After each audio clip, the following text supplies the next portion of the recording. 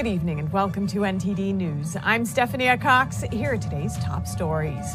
The death toll from Hurricane Ian in Florida is at 13 and climbing, while more than 2.5 million are without power. President Biden says he's focused on saving people's lives and homes. We also provide updates on the FBI's activities in the Special Master and January 6th cases, including alleged violations and disclosures. The Senate passes a short-term funding bill along with tens of billions in new emergency spending. Some Republican senators are pushing back. Russell Brand posted a video criticizing YouTube for its censorship. The actor says he'll now put Rumble first when uploading his content. And NATO formally labels the mysterious leaks in the Nord Stream pipelines an act of sabotage without directly blaming Russia. Meanwhile, Moscow implies that the U.S. is responsible.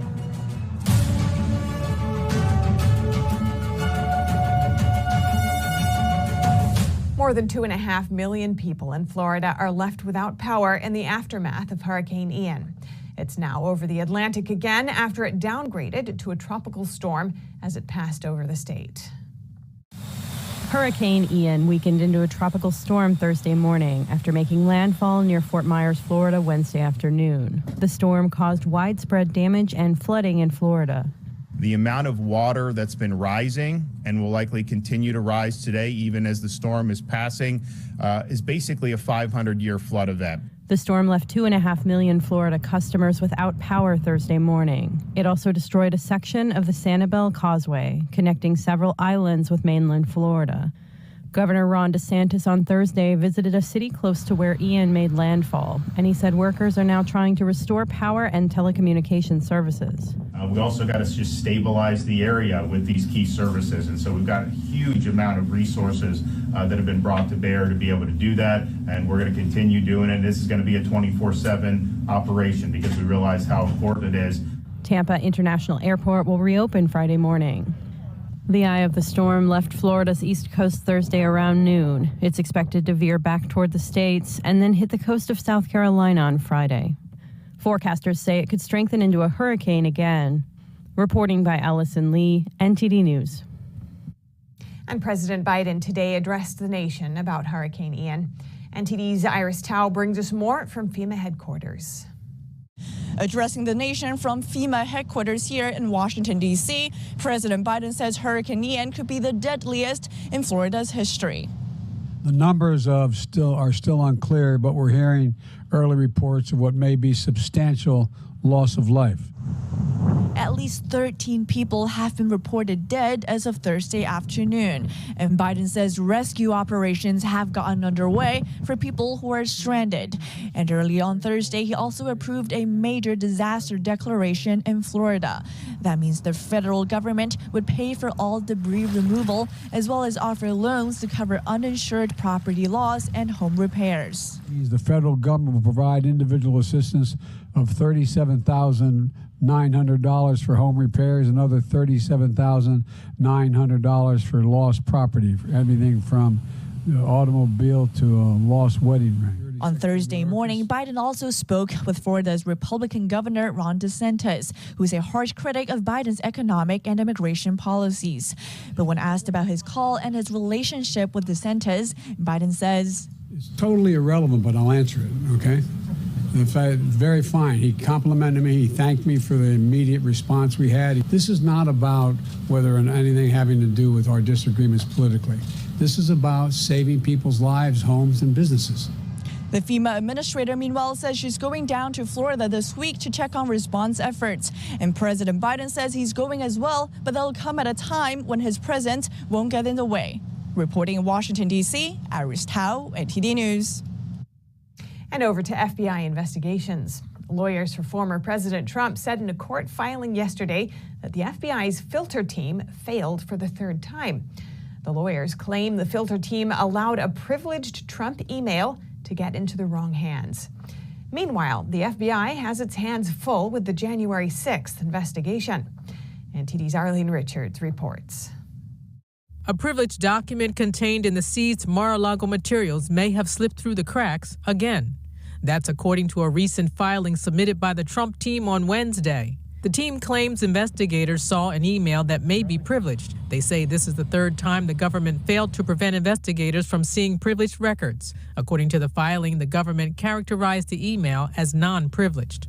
And in more legal filings, Judge Eileen Cannon signed an order Thursday that sides with Trump. She agreed that Trump doesn't have to certify the accuracy of the government's property list. Trump's team had claimed the special master didn't have the authority to require the affidavit. Special Master Judge Raymond Dearie now has until December 16, according to the new order. And there are new developments in the FBI's January 6 investigation. The New York Post reports 30 former FBI agents are defending suspended whistleblower Steve Friend. Friend alleged political bias at the Bureau over its handling of the January 6 Capitol breach probe. The whistleblower made several accusations, including being named as a case agent on January 6 investigations that he was not involved in, and that the FBI used excessive force in arresting suspects accused of misdemeanor offenses. The report states that Friend's supporters include a retired FBI Deputy Assistant Director and 5 former SWAT team members. In the case against the Oath Keepers, the judge says he won't disqualify jurors who have an opinion about the Capitol breach. District Court Judge Amit Mehta said it's normal to have views about January 6, and that as long as they can put aside their previous knowledge and show no emotional reaction, they can serve as jurors. Jury selection is expected to continue through Friday. And earlier this week, a defense attorney said in a court filing the government paid 5 informants to infiltrate the Oath Keepers, a group accused of conspiracy to breach the Capitol. And the government recently disclosed the informants did not provide evidence against the Oath Keepers.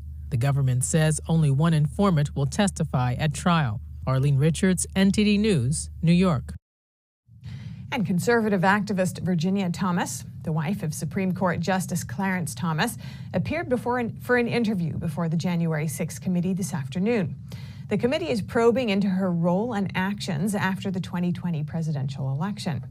They spoke for more than 4 hours. After the interview, the committee chairman said that Thomas told the panel she still believes the election was stolen.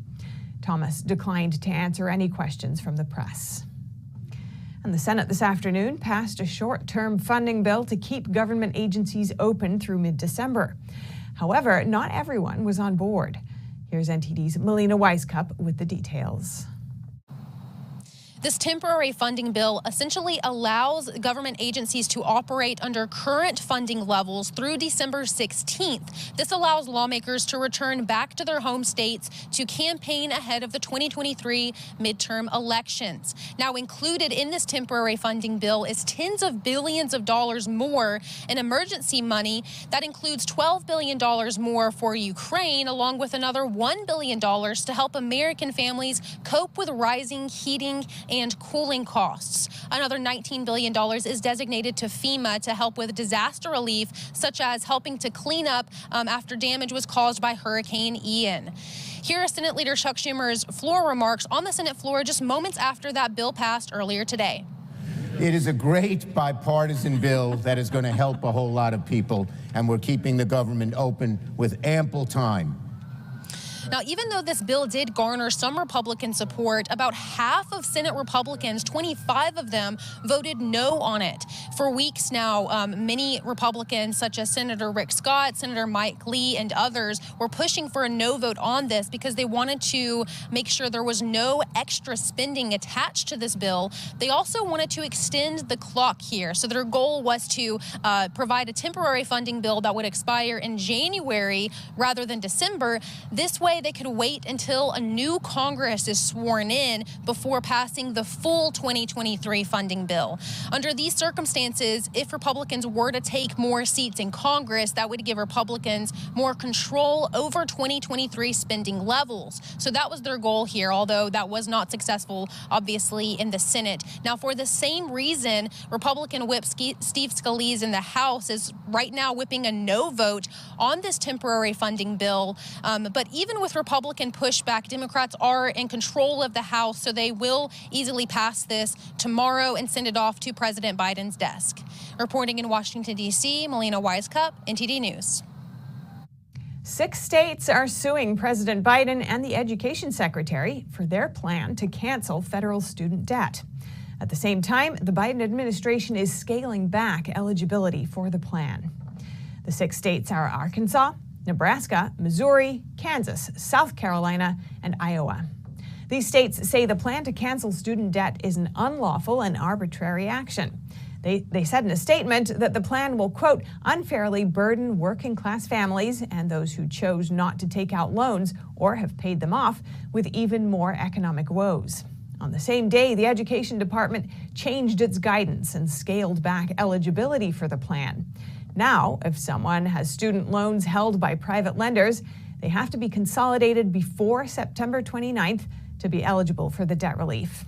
An administration official says the change will impact around 770,000 people.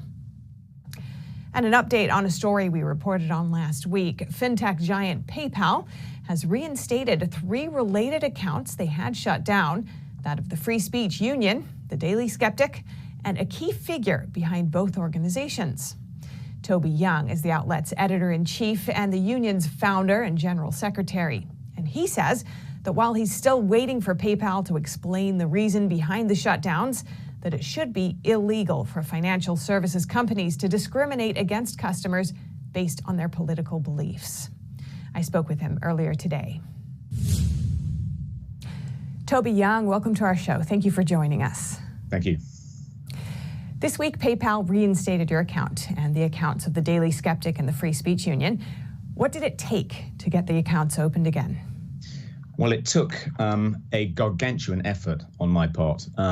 Certainly, appealing the decision to close all 3 accounts to PayPal had no effect at all. Complaining about it to PayPal had no effect. I wrote to the CEO of PayPal UK. He didn't reply. I contacted the corporate affairs departments in the US and the UK of PayPal. No response.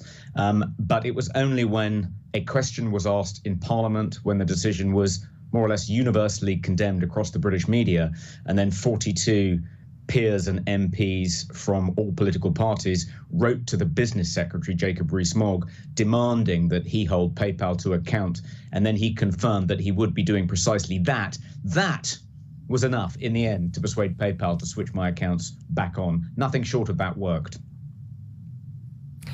And while PayPal has since apologized, why do you think your accounts were initially targeted and shut down? Well, I can only speculate because PayPal still haven't really provided an explanation. They initially said it was because on the Daily Skeptic website we were promoting hate, violence and racial intolerance, which is obviously complete nonsense. And then they said they followed up with a different reason, which is that the Daily Skeptic account, they said, was spreading COVID-19 vaccine misinformation.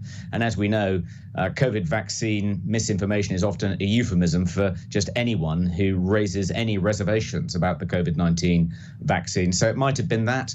Who knows? They kept changing the reason, and when they eventually restored the accounts, they maintained that they'd only ever been under review, and they'd now decided that we'd passed this review, and so they were switching them back on. I think they clearly just didn't like my politics, weren't fans of the Free Speech Union or the Daily Skeptic, and only when they were asked why they'd done it did they come up with a succession of spurious reasons, which they eventually abandoned. You've likened consumer brands deplatforming people to China's social credit system. Could you elaborate on that?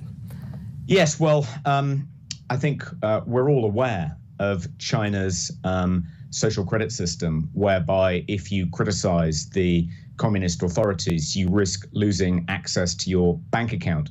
And that's now beginning to happen in the West. So PayPal deplatforming groups and individuals whose perfectly lawful views the company disapproves of, I think is an example of something like the Chinese-style social credit system being introduced in the West, except instead of ideological conformity being enforced by the Communist Party, it's being enforced by woke corporations in California. But it's a very sinister development, and we need to nip it in the bud.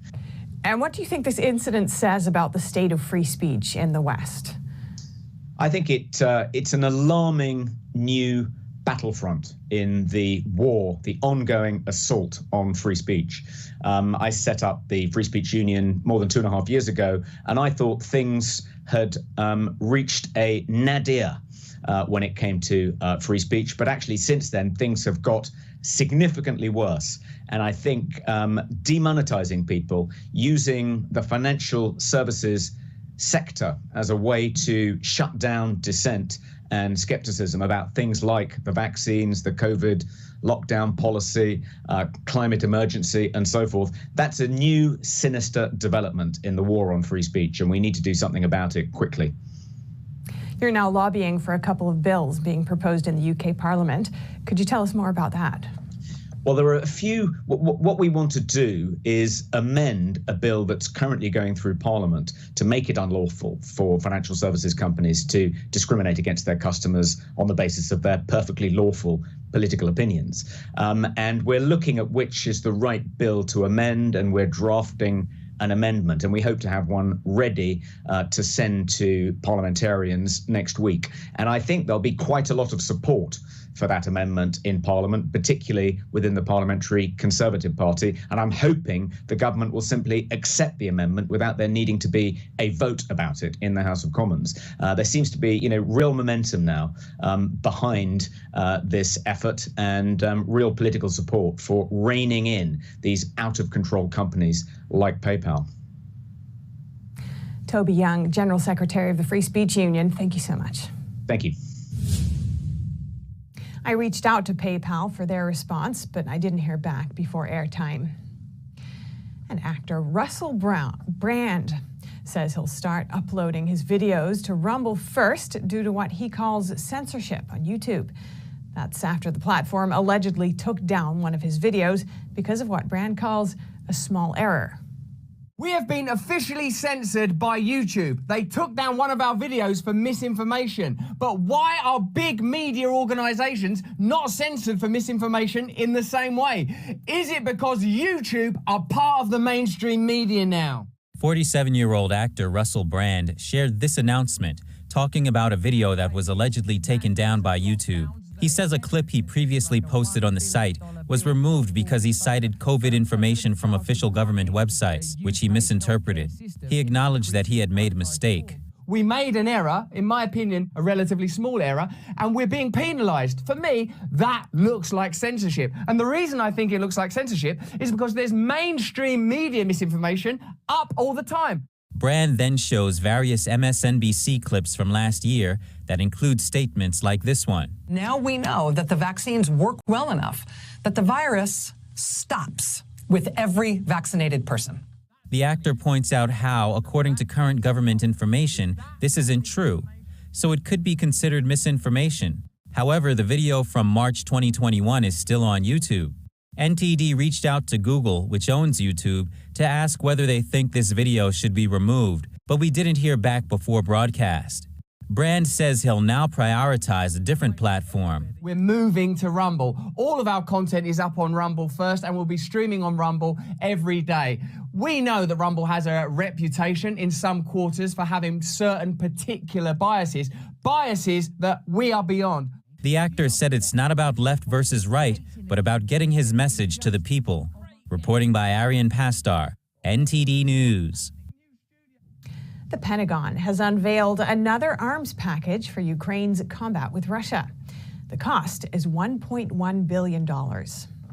Officials in the U.S. say the package includes launcher systems, munitions, and various drone and radar systems. The weapons will be produced by the industry rather than pulled from U.S. weapons stockpiles. This latest package brings the total amount of U.S. assistance to $16.2 billion since Russia invaded Ukraine in February. And Russian President Vladimir Putin is set to sign documents tomorrow proclaiming Russia's annexation of 4 Ukrainian regions. Putin's annexation ceremony will be held in one of the Kremlin's grandest halls with the pro-Russian leaders of Kherson, Zaporizhia, Donetsk, and Luhansk. The Kremlin said that during the ceremony, agreements on the accession of new territories into the Russian Federation will be signed by the 4 figures. Putin is expected to deliver a major speech on the subject. Russia says the move will lead to the formal annexation of 15% of Ukraine's territory. Kyiv said it will be met with a robust response and has killed off chances of reviving peace talks. Washington and the European Union are imposing additional sanctions on Russia over the annexation plan. Even some of Russia's close traditional allies, such as Serbia and Kazakhstan, say they will not recognize the move. And the world still doesn't know who's to blame for the attacks on the pipelines that carry Russian gas to Europe. Sweden says it has discovered a fourth leak, and the EU and Russia continue to investigate. NATO issued a press release today formally labeling the leaks as the result of sabotage without directly blaming Russia. Meanwhile, Moscow said the leaks couldn't have happened without the involvement of a state actor, indirectly pointing the finger at the U.S. The Kremlin said on Thursday leaks spewing gas into the sea from pipelines under the Baltic Sea appeared to be the result of state-sponsored terrorism. And Russia's foreign ministry added that the leaks off the coasts of Denmark and Sweden occurred in territory that is fully under the control of the U.S. intelligence agencies. Meanwhile, Sweden's Coast Guard released a new video of the leaks from the Nord Stream pipelines, which runs from Russia to Germany. The Coast Guard said it had discovered a fourth leak on the damaged pipelines. Both the European Union and Russia say they are investigating the cause. Western countries have called the incidents sabotage, while stopping short of openly ascribing blame. Before the leaks were reported, explosions were recorded by seismologists. It remains unclear who might be behind any deliberate attack on the pipelines that Russia and European partners spent billions of dollars building. Coming up, the founders of a new virtual healthcare company say it'll allow doctors to practice medicine with less governmental interference. We'll hear from one of the doctors on the medical board. And in baseball news, Aaron Judge ties the AL records with his 61st home run, 12 shy of the MLB record. Some say Judge should be the champion of the NLB too. NTD's Dave Martin explains that and more coming up.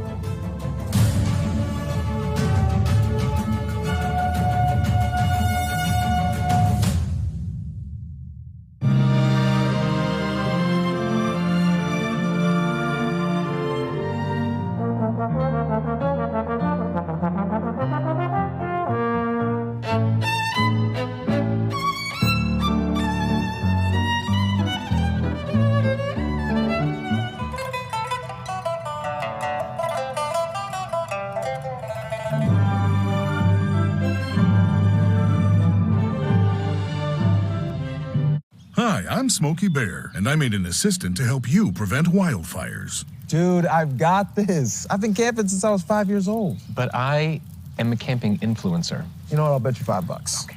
Assistant Smokey, what is the best way to put out a campfire?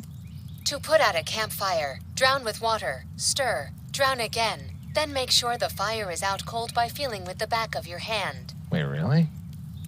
I'll take the $5.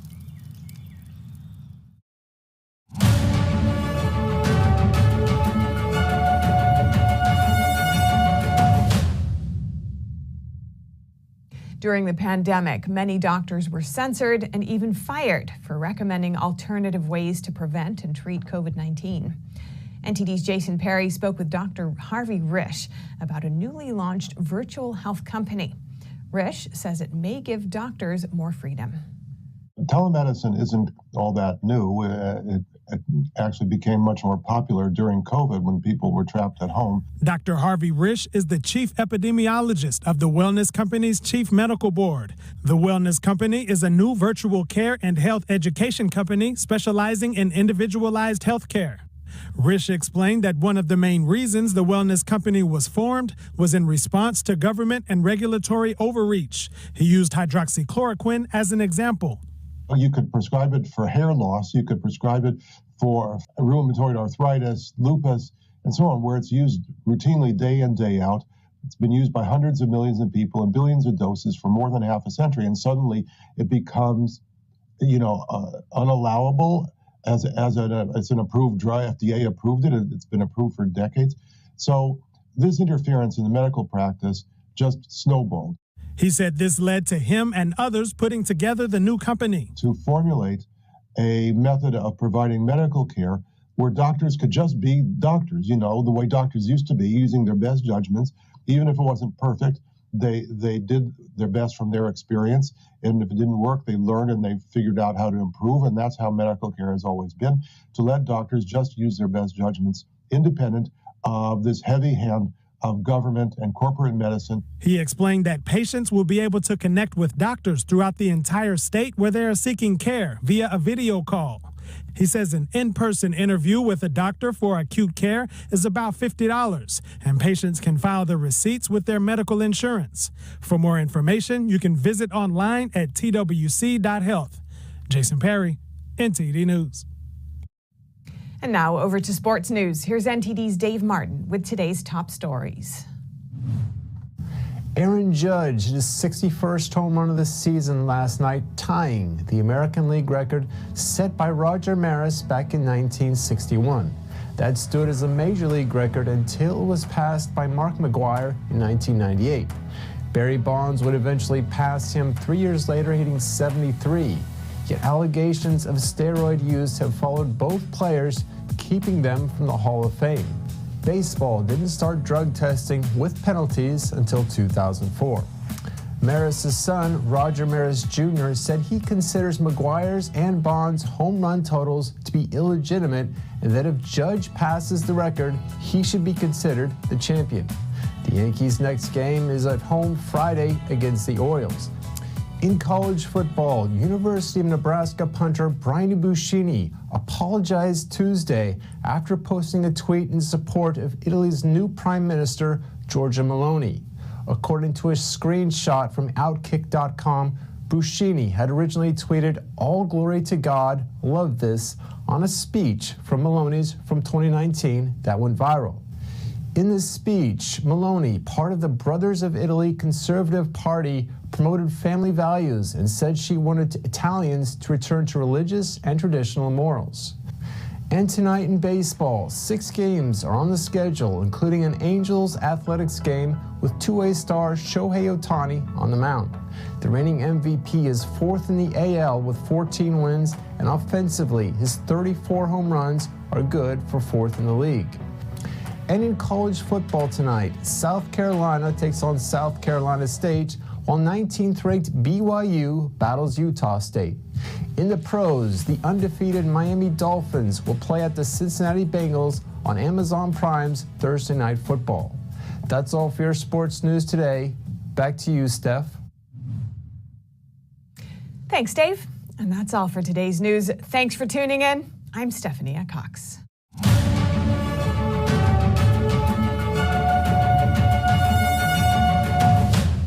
Thanks for watching us on YouTube. Did you know YouTube only keeps selective videos on its platform? So if you want to make sure you get the full picture, just subscribe to our newsletter.